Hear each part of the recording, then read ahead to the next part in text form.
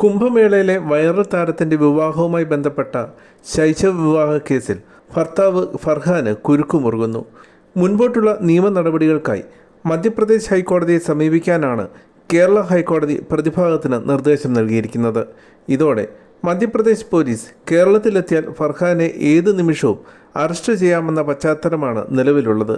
കല്യാണം നടത്താൻ പോയ CPM നേതാക്കളും പോക്സോ കേസിൽ കുടുങ്ങുമോ എന്നുള്ളതാണ് ഇപ്പോൾ ഉയരുന്ന പ്രധാന ചോദ്യം.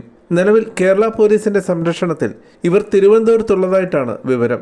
വിവാഹത്തിന് പിന്നാലെ ഉയർന്ന ശൈശവ വിവാഹ ആരോപണങ്ങളിൽ ഫർഹാന്റെ മുൻകൂർ ജാമ്യാപേക്ഷ മധ്യപ്രദേശിലെ മണ്ഡലേശ്വർ പോക്സോ കോടതി നേരത്തെ തള്ളിയിരുന്നു. താരത്തിന്റെ വിവാഹം നിയമപരമാണെന്ന് വരുത്തി തീർക്കാൻ പ്രതിഭാഗം കോടതിയിൽ സമർപ്പിച്ച രേഖകൾ വ്യാജമാണെന്ന് പ്രഥമ ദൃഷ്ട്യാ മധ്യപ്രദേശ് കോടതിക്ക് ബോധ്യപ്പെട്ടിരുന്നു.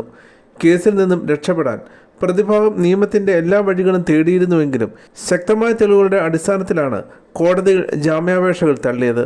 വിവാഹം വിവാദമായതോടെ പെൺകുട്ടിക്ക് പ്രായപൂർത്തിയായെന്ന് സ്ഥാപിക്കുന്നതിനായി പല തദ്ദേശ സ്ഥാപനങ്ങളുടെയും വിദ്യാഭ്യാസ സ്ഥാപനങ്ങളുടെയും രേഖകൾ പ്രതിഭാഗം ഹാജരാക്കിയിരുന്നു. എന്നാൽ ഈ രേഖകളിൽ വലിയ രീതിയിലുള്ള തിരിമറികൾ നടന്നിട്ടുണ്ടെന്നും അന്വേഷണത്തെ വഴിതിരിച്ചുവിടാൻ രേഖകൾ വ്യാജമായി ചമച്ചതാണെന്നും പരാതിക്കാർ കോടതിയിൽ വാദിച്ചു.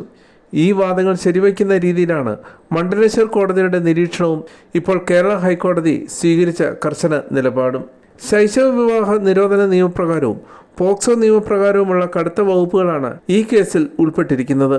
പ്രായപൂർത്തിയാകാത്ത പെൺകുട്ടിയെ വിവാഹം കഴിക്കുന്നതും അതിന് കൂട്ടുനിൽക്കുന്നതും കടുത്ത ശിക്ഷാർഹമായ കുറ്റമായതിനാലും മുൻകൂർ ജാമ്യവും അറസ്റ്റ് വിലക്കും കോടതികൾ തള്ളിയ സാഹചര്യത്തിലും പ്രതിയെ ഉടൻ അറസ്റ്റ് ചെയ്യാനായി മധ്യപ്രദേശ് പോലീസ് സംഘം കേരളത്തിലേക്ക് തിരിക്കുമെന്നാണ് വിവരം.